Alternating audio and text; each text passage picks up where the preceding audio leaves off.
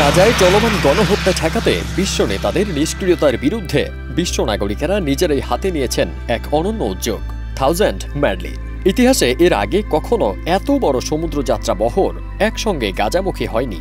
প্রতীকী হলেও এটি এখন পর্যন্ত সবচেয়ে বড় নৌ আন্দোলন, যেখানে শত শত নৌযান অবরোধ ভাঙতে একসাথে গাজার দিকে এগোচ্ছে। এই আন্দোলনের অন্যতম কণ্ঠ হয়ে উঠেছেন বাংলাদেশি বিশ্বখ্যাত আলোকচিত্রী শহীদুল আলম। আন্তর্জাতিক সাংবাদিকদের সঙ্গে নিয়ে তিনি অংশ নিয়েছেন সবচেয়ে বড় জাহাজ কনসাইন্সে।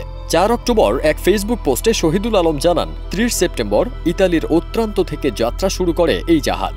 কিন্তু 2 অক্টোবরের মধ্যেই ইসরায়েলি বাহিনী সমুদ্র ফ্লোটিলার বেশ কয়েকটি নৌকা আটক করে। একটি পালিয়ে গেলেও পরে আবার সেটি ধরাও পড়ে।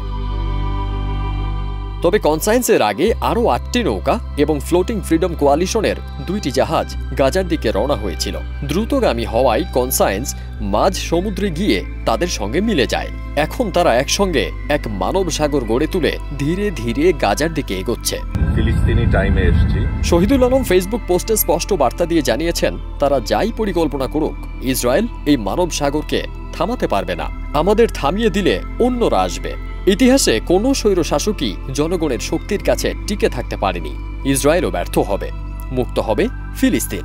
তাদের সবগুলি জাহাজকে আটক। 1000 মেডলিন্স কেবল একটি ফ্লোটিলা নয়, এটি আজ বিশ্বের সাধারণ মানুষের একাত্ম প্রতিবাদের এক জ্বলন্ত প্রতীক। আর সেই ইতিহাসের সাক্ষী হচ্ছেন বাংলাদেশের শহীদুল আলম। আমাদের সাথে 8টা ছোট নৌকা। ফারদিন সানি, দেশ রূপান্তর।